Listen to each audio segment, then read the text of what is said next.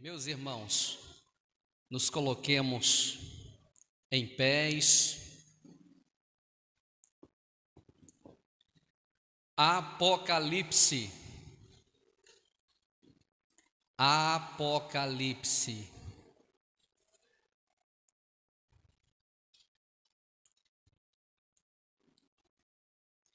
Não vou falar para você aonde fica o livro de Apocalipse. Se vire para você encontrar.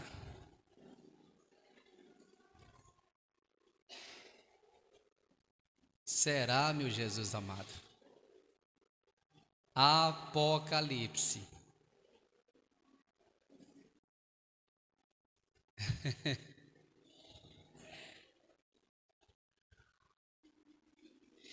Capítulo de número 2. Apocalipse, capítulo de número 2. Nós vamos ler apenas um versículo. E eu quero que você logo em seguida deixe aberta a sua Bíblia. Quem encontrou, diga amém. Escreve ao anjo da igreja que está em Éfeso. Isto diz aquele que tem na sua destra as 7 estrelas, que anda no meio dos 7 castiçais de ouro. Amém? Levante sua mão direita e diga assim: Senhor Jesus, fala comigo através da sua palavra. Amém. Se assente por bondade santa.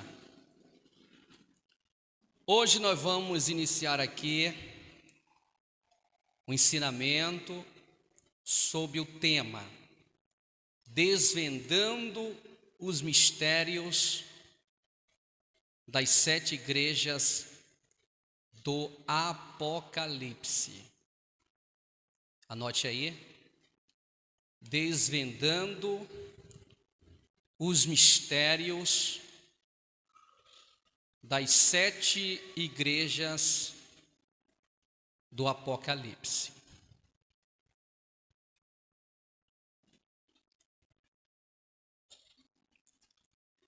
Antes de nós entrarmos no assunto,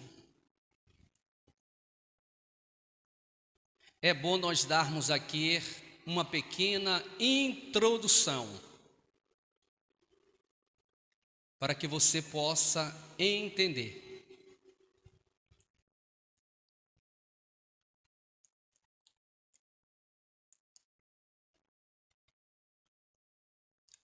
A revelação do Apocalipse, ela foi exclusivamente dada pelo próprio Deus.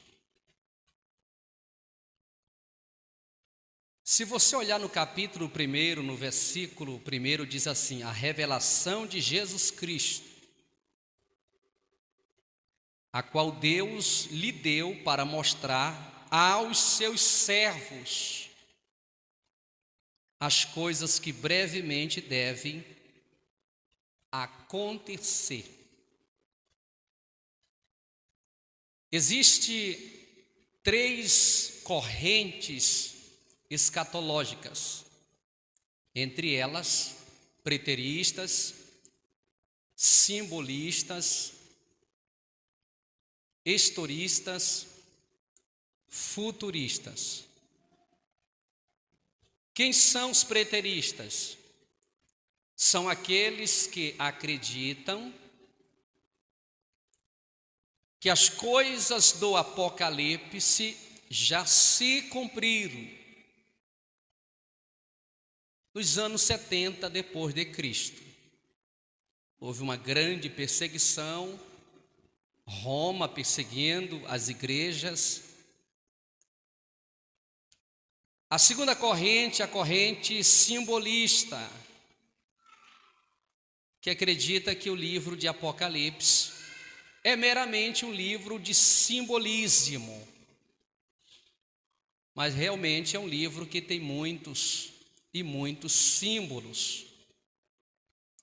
A terceira corrente é a corrente historista, que aponta que o livro de Apocalipse é um livro de histórias e que nós devemos se basear nesse livro de acordo com as histórias do passado, fazendo um paralelo com Daniel, Isaías, Ezequiel, os profetas maiores e profetas menores.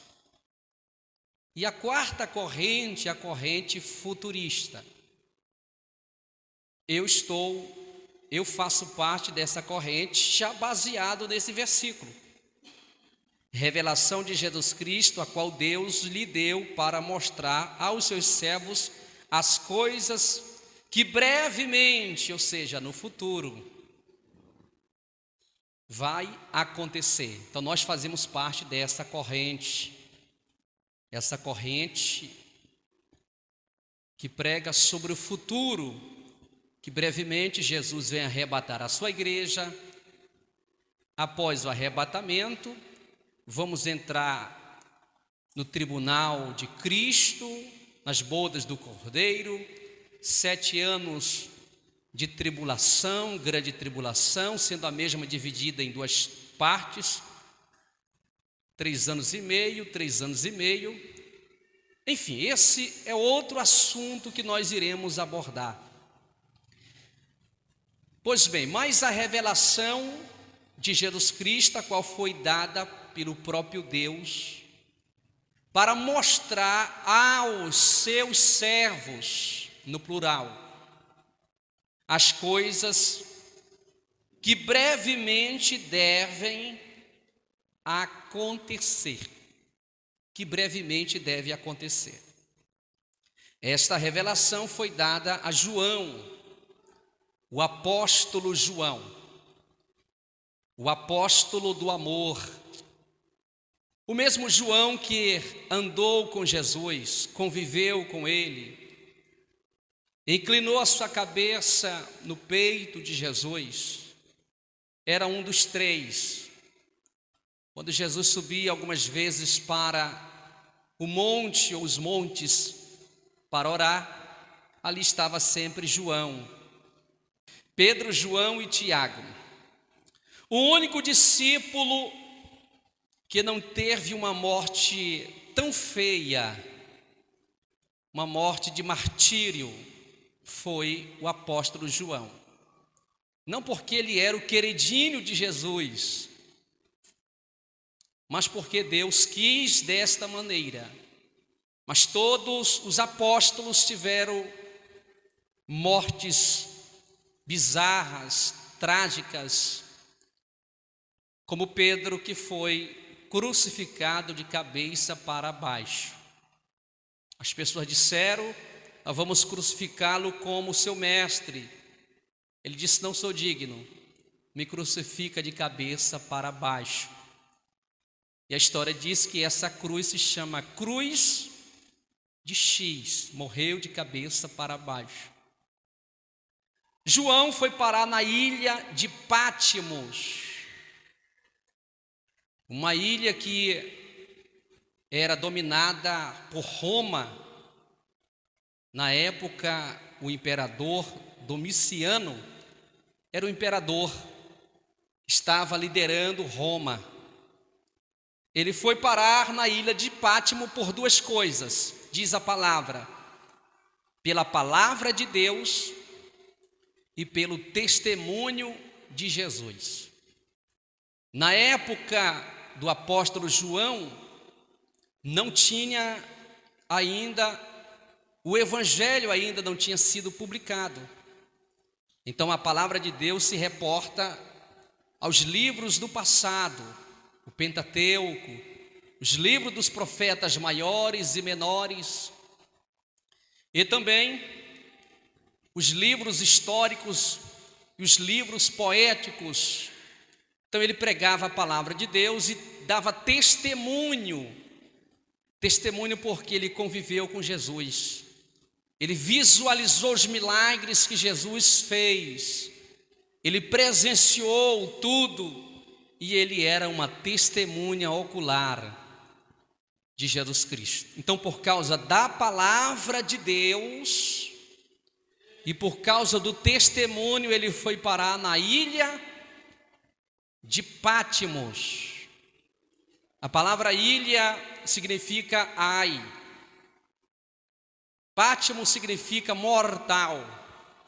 Ele foi parar no ai da morte, onde existia bandidos, ladrões de alta periculosidade, pessoas que eram levados para essa ilha de Pátimos.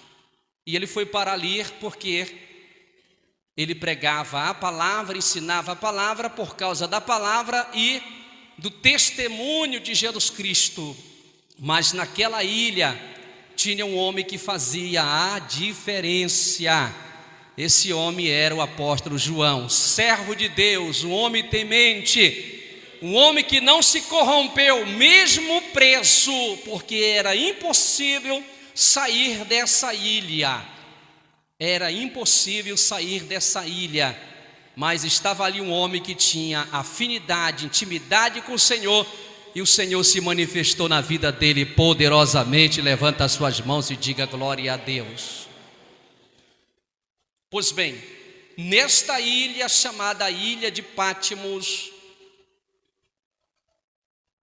ele recebe a visão do Senhor. E essa visão, ela se deu de uma forma espiritual. Ele foi arrebatado em espírito. Assim como Paulo teve um arrebatamento de espírito, ele disse: não sei se foi no corpo, fora do corpo, só sei que um homem há 14 anos foi arrebatado e ele foi até o terceiro céu. Ele teve um arrebatamento de espírito. O Senhor tirou o espírito dele, levou ele em certo lugar e ali começou a mostrar, e ele começou a ter visões espirituais. E de repente, queridos irmãos, ele simplesmente não vê só as visões, mas ele também ouve a voz. E ele descreve que ele ouviu a voz do Senhor como voz de trovão, como voz de muitas águas. Quem pode dizer glórias a Deus? Aleluias! E ele descreve Jesus Cristo de uma forma glorificada. E logo em seguida o Senhor começa a falar com ele. E agora nós vamos entrar nesse momento no capítulo 2, no versículo 1, que só resta agora 30 minutos, né, irmãos? É muito pouca a introdução e resta 30 minutos para a gente correr contra o tempo. Escreve ao anjo da igreja que está em Éfeso. Então vamos para desvendando os mistérios. Diga comigo: escreve ao anjo da igreja que está em Éfeso. Antes do Senhor se manifestar para com a igreja, falar com a igreja, o Senhor fala primeiramente com quem? Com o anjo. O anjo aqui representa o pastor dessa igreja de Éfeso. Escreve ao anjo: João, tudo que você vê, tudo que você ouvir, vai escrevendo. E a primeira escrita que você vai endereçar é a igreja de Éfeso. Você vai escrever a igreja de Éfeso. Mas o Senhor primeiramente trata com o anjo. Antes dele tratar com a igreja, ele trata com o anjo. Antes do Senhor tratar com membros e congregados, Deus vai tratar com a liderança. Amém? Deus vai tratar com o pastor, Deus vai tratar com o ministério, Deus vai tratar com os líderes de departamento. Deus primeiramente trata com a liderança, porque a responsabilidade maior está sobre os ombros da liderança. Quem pode dizer glória a Deus? Escreve ao anjo da igreja. Ninguém sabe ao certo quem é esse anjo da igreja, quem é esse pastor. Escreve ao anjo da igreja que está em Éfeso. A cidade de Éfeso, queridos irmãos, era uma cidade que tinha a sua população praticamente de 200 a 30 mil habitantes. Era uma cidade como se fosse os Estados Unidos da época, Califórnia. Era uma cidade muito grande que estava em desenvolvimento. Essa cidade era uma cidade portuária, ficava na margem do mar Mediterrâneo. Essa cidade, queridos irmãos, era uma cidade que estava em fase de crescimento. Ela tinha 2 pontos, o ponto alto e o ponto baixo. Essa cidade, queridos irmãos, ela tinha algumas praças. Essa cidade também ela tinha os 3 poderes: o poder legislativo, o poder judiciário e o poder executivo. Tinha os 3 palácios, irmã Patrícia. Essa cidade, queridos irmãos, ela tinha um teatro muito grande, onde as pessoas faziam suas festas, suas apresentações. Além de ter esse teatro muito grande, tinha também o templo da deusa Diana. O templo da deusa Diana era um templo praticamente em 2 campos de futebol, muito grande o templo da deusa Diana. Era uma deusa dos Efésios, que eles acreditavam que ela trazia fertilidade, produção, e as pessoas veneravam essa deusa. E essa igreja foi aberta nessa cidade chamada Éfeso. Essa igreja ela foi fundada pelo apóstolo Paulo. Na sua 2ª viagem missionária, Paulo, quando levara Silas e também Timóteo, eles chegaram nessa cidade chamada Éfeso. E ali eles pregaram, ensinaram, levaram também um casal chamado Áquila e Priscila. Logo em seguida, esse casal também se deparou com um apóstolo, por que não dizer, com um grande intérprete da palavra de Deus chamado Apolo, um homem que era muito poderoso nas escrituras sagradas. Essa cidade também, essa igreja foi pastoreada pelo jovem chamado Timóteo. O jovem Timóteo, que tinha dupla cidadania, ele era judeu, também grego, porque seus pais eram assim, também foi pastoreado. Mas ninguém sabe ao certo, nesse exato momento, quem era o pastor dessa igreja. Mas Deus tratou com o pastor dessa igreja. Então este é o cenário desta igreja que está localizada em Éfeso. O versículo continua dizendo: isto diz aquele que tem na sua destra as 7 estrelas. Essas 7 estrelas significam 7 pastores das igrejas de Éfeso, Esmirna, Pérgamo, Tiatira, Sardes, Filadélfia e Laodiceia. Agora é interessante a gente observar aqui, isto diz aquele que tem na sua destra, ou seja, na sua mão direita, os 7 pastores. A gente vai observar no longo desses estudos, queridos irmãos, que cada igreja tem as suas qualidades, mas também as igrejas têm as suas deficiências, seus problemas. Mas é interessante que todos os 7 pastores estão diante da destra de Deus, diante da destra de Jesus. Ou seja, estão na palma das mãos do Senhor Jesus Cristo. É Ele quem guia, Ele quem orienta, Ele que se revela, Ele que mostra, Ele que levanta, Ele que abate. Por quê? Porque os pastores estão nas mãos de Jesus Cristo. A igreja, a gente já observa aqui, que ele anda no meio dos 7 cartiçais de ouro. Cartiçais de ouro aqui representa as igrejas. Ele anda no meio da igreja. É por isso que a gente sente a presença dele, irmãos, aleluia, porque ele está andando. Tem culto diferente, tem culto mais calmo, tem culto mais explosivo, mas todos os cultos ele está andando no meio dos cartiçais. todos os cultos ele está andando no meio da igreja. É por isso que o crente chega triste, sai alegre, chega desanimado, sai feliz, que chega fraco, sai fortalecido, porque ele está andando no meio da igreja, ele está operando, ele está curando, ele está libertando, ele está batizando, ele está na glória, mas ele está aqui também andando no meio da igreja. Você pensa que ele não anda onde você anda? Ele anda no trabalho que você trabalha, ele anda lá naquele quarto que você convive, ele anda lá na escola, ele está andando no meio da igreja. Quem pode levantar as mãos e dizer glórias a Deus? Os pastores estão diante das mãos do poderoso, e a igreja ele está andando, ele está operando, ele está se manifestando, porque ele é o mesmo ontem, hoje e eternamente. Esse é o Jesus Cristo glorificado. Eu sei as tuas obras, o teu trabalho e a tua paciência, e que não pode sofrer mal. Agora aqui, queridos irmãos, nós podemos observar que o Senhor começa a elogiar a sua igreja, a igreja de Éfeso. Ele tem esse atributo chamado onisciência. Ele conhece tudo que a igreja faz, tudo que você faz. Ele conhece.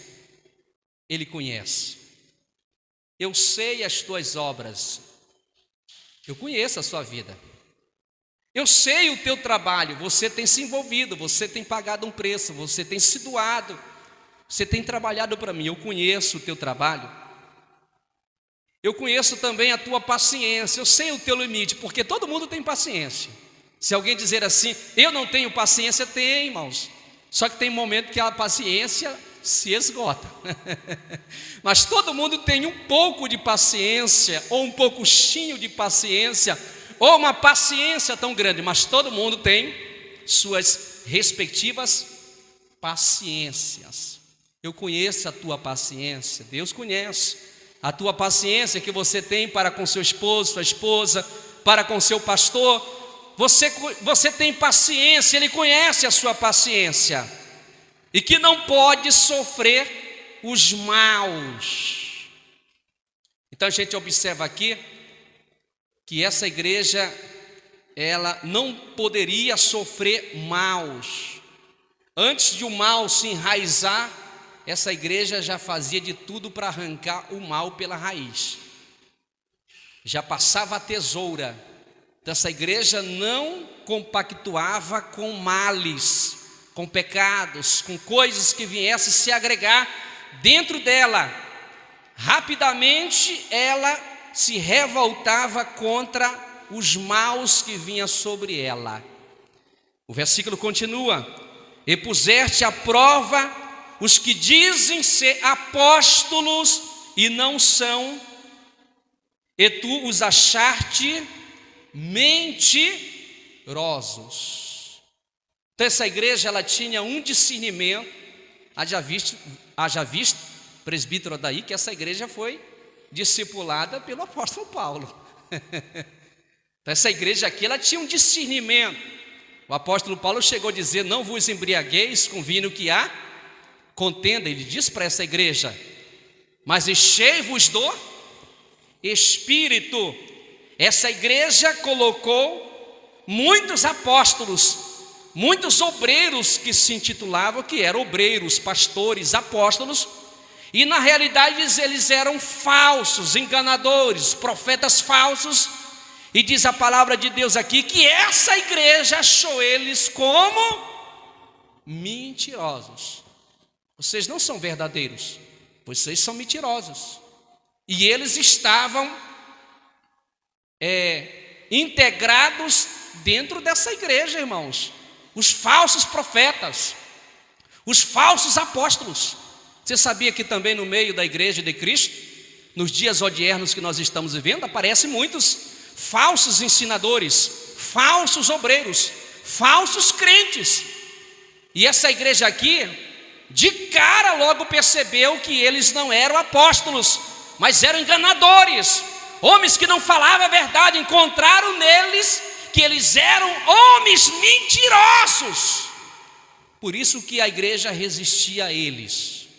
Já no versículo de número 3, sofreste e tens paciência. Como eles, essa igreja Presbítero Júnior, resistia os falsos apóstolos, houve uma perseguição. Porque quando você corrige alguém que está errado, e essa pessoa não tem a sensibilidade de reconhecer o seu erro, ele vai se revoltar contra você. É como disse Paulo: quando eu penso em fazer o bem, eu acabo fazendo o mal. O bem que a gente quer fazer para a pessoa, esse bem se torna no mal, porque a pessoa não aceita. Eu vou aceitar a correção, eu vou aceitar a exortação dessa pessoa, aí essa pessoa se levanta. Então essa igreja foi perseguida pelos apóstolos falsos, pelos crentes falsos, mas essa igreja teve paciência no momento da prova. Nós precisamos termos paciência no momento que nós estamos sendo tentados, perseguidos, passando por tribulações. E trabalhartes pelo meu nome e não te cansarte. Então observe bem que essa igreja, ela trabalhava pelo nome do Senhor. Ela colocava Jesus na frente. Senhor, nós vamos fazer um trabalho para o Senhor, mas é em teu nome. Nós vamos pregar no teu nome. Nós vamos construir no teu nome. Quem tem que aparecer aqui não é o nome da igreja, mas quem tem que aparecer é o nome de Jesus Cristo, o nome que está acima de todos os nomes, aliás, pelos quais todo joelho se dobra diante desse nome, e toda língua confessa que Jesus Cristo é o Senhor, para a glória de Deus Pai. Essa igreja, o cartão postal, aleluias. Antes de falar de alguma coisa, a igreja já apresentava o nome do Senhor, e a igreja não se cansava de falar do nome de Jesus. Essa igreja tinha uma mensagem que nós chamamos mensagem cristocêntrica. Cristo era o centro dessa igreja. Quem pode levantar as mãos e dizer glórias a Deus?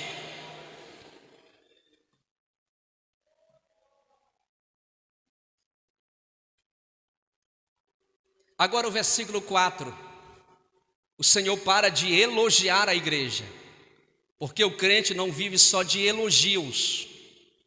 Quando você vê um amigo que diz que é seu amigo todo tempo, só te abraçando, te beijando, te dando cheiro, e vendo você fazendo coisas erradas, ele não te repreende, ele não é teu amigo, ele não ama você. Parece um contraste aqui, auxiliar Ezequiel, parece um contraste. O Senhor começa a elogiar, aí a igreja começa a sorrir, que carta abençoada, começa a ler as primeiras linhas da carta, a igreja, quem sabe, começa auxiliar Edson, oh, glória a Deus, aleluia! Mas de repente o Senhor dá uma pausa, dá um ponto aqui. Agora nós vamos ter outro particular, vamos virar a página e vamos ter agora outro particular. Verso 4: tenho, porém, contra ti que deixar-te o teu primeiro amor. Tenho, porém, contra ti que deixar-te teu primeiro amor. Será que nós não somos parecidos com a igreja de Éfeso? Sim ou não? A gente trabalha muito, fala do nome do Senhor Jesus, mexe com construções, a gente defende as doutrinas, mas será que o nosso relacionamento com Ele, como está o nosso relacionamento? Porque essa igreja, tudo que indica, ela era sobrecarregada de tarefas, de trabalhos, porém ela esqueceu um ponto principal, de continuar no seu primeiro amor, seu relacionamento com o Senhor. Isso é muito perigoso. Esses dias eu conversando com o presbítero Adair, eu disse: nós devemos termos muito cuidado, nós que trabalhamos na obra do Senhor, trabalhamos com evangelização, com ministração, com construções, esquecer o ponto principal que Jesus disse: buscai primeiro meu reino e a minha justiça, e todas as coisas vos serão. Chegai-vos a Deus, e Deus se chegará. Muitas vezes nós se envolvemos com tantos trabalhos e a gente esquece de se envolver na oração, na consagração, no relacionamento com Deus, irmãos. Eu bati muita massa hoje, eu vou passar uma semana de férias. Nós tivemos uma Macedônia domingo, eu vi poucas pessoas, hoje de novo, será? É isso. A gente se envolve muito, e a gente chega à noite e diz assim: não tenho tempo para orar, não tenho tempo para falar com o Senhor, não tenho tempo para ler a Bíblia Sagrada. Aquele amor, aquele fogo que nós tínhamos vai se esvaindo, vai sumindo do nosso coração, e nós vamos se tornando, sabe o quê? Crentes céticos, calculistas, crentes teóricos. Deixamos de viver na prática para vivermos uma vida teórica. Hoje o retrato da igreja é assim em muitos lugares. As irmãs estão aqui se envolvendo com as crianças, ensaio para cá, ensaio de manhã, para ali, para lá, corre para ali, mas vocês não podem esquecer a intimidade de vocês com o Senhor. Os obreiros estão trabalhando aqui na construção, construindo para cá, batendo massa, sentando lajota, isso para cá, para lá, mas vocês não podem esquecer o relacionamento com Deus. Foi isso que a igreja fez. Ela tinha todas essas qualidades, mas ela deixou o seu primeiro amor. E Jesus está dizendo nessa noite: é tempo de você voltar. Aqui ele não está apontando pecados morais dessa igreja, presbítero. Não está apontando pecados morais. Ele começa a elogiar a igreja, que a igreja trabalha, a igreja faz isso, tem paciência, só que ela deixou o primeiro amor.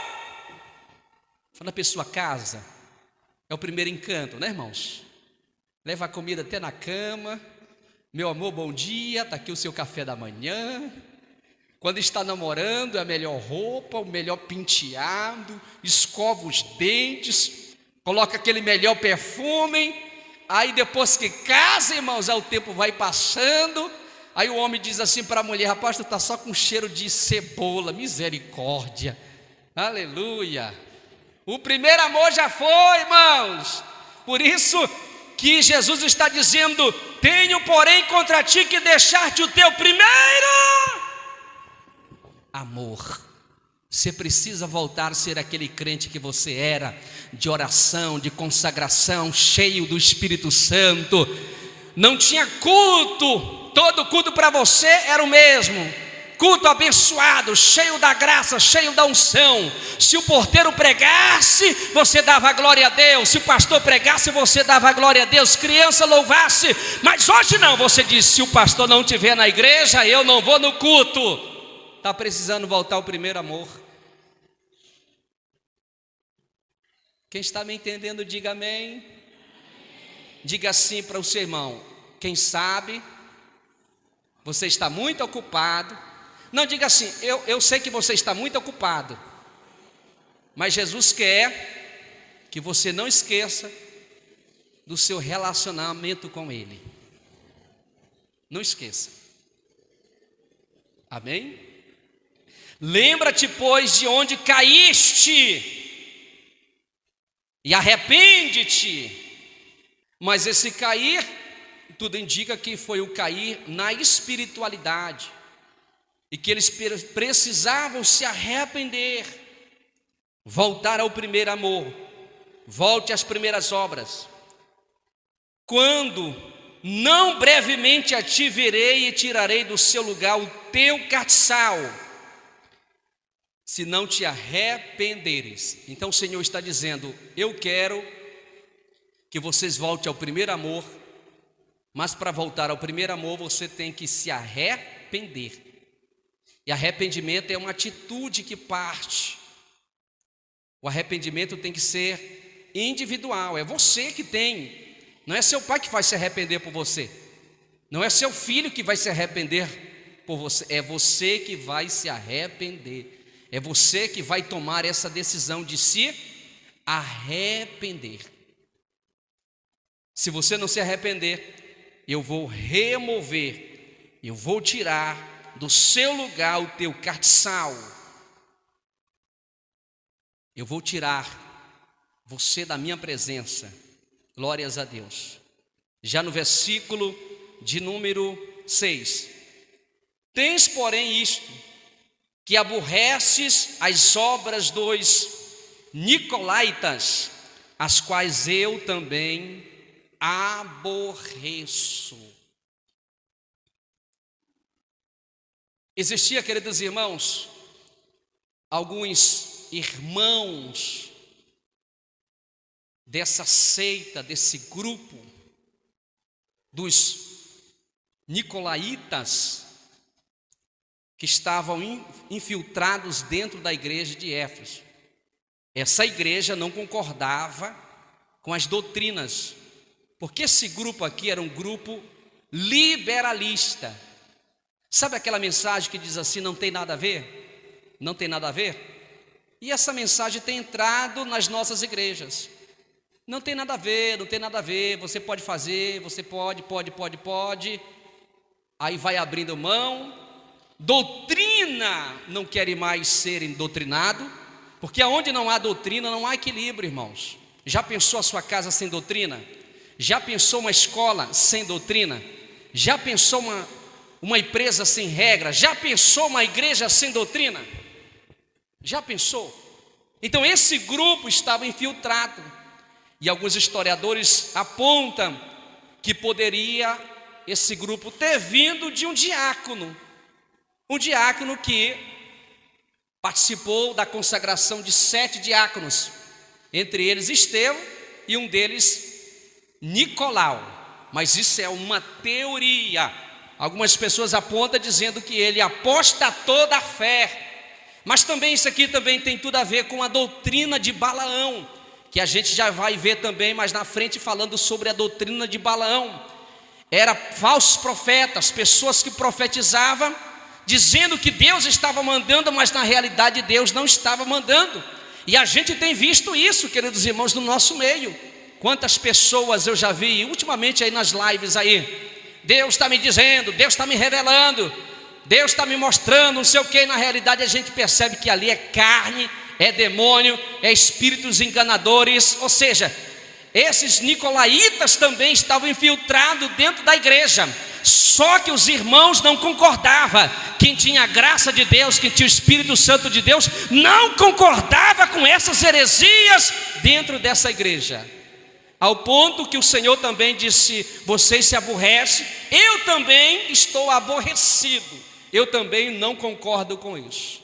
Era o liberalismo sendo liberado dentro da igreja, queridos irmãos. Quando a gente fala aqui que as irmãs têm que vestir roupas com decência e ordem, tem alguns que dizem assim, isso não tem nada a ver não, irmãos. Não tem nada a ver? Tem sim. As coisas vão entrando e de repente o primeiro amor vai esfriando, vai esvaindo. De repente você está frio, calculista, não sente nada de Deus, o Espírito Santo não se manifesta mais como se manifestava, porque a pureza da igreja está sendo roubada. Mas graças a Deus que eu vejo que os irmãos estão servindo o Senhor de coração. Levanta as mãos e diga glórias ao nome de Jesus. Verso 7. Quem tem ouvidos, ouça o que o Espírito diz às igrejas. Quem tem ouvido, ouça o que o Espírito diz às igrejas, no plural. Quem tem ouvido aqui, irmãos? Levanta a mão. Foi isso que o Senhor perguntou. Quem tem ouvido, ouça. Quem tem ouvido, ouça o que o Espírito diz às igrejas. Agora o Senhor termina esta carta dando uma promessa, ou fazendo promessas para essa igreja. Ao que vencer,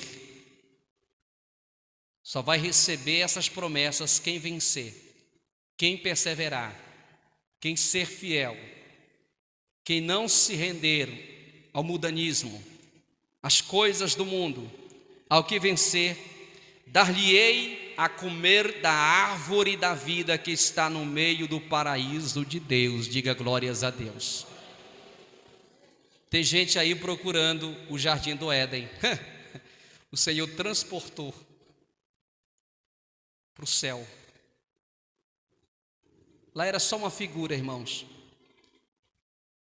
Assim como o homem se deu muito bem no jardim do Éden, no princípio, quando nós formos para a glória, também teremos um jardim abençoado. Ao que vencer, dar-lhe-ei a comer da árvore da vida.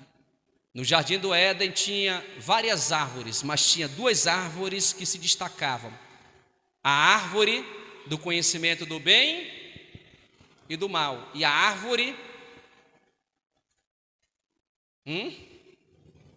a árvore da vida.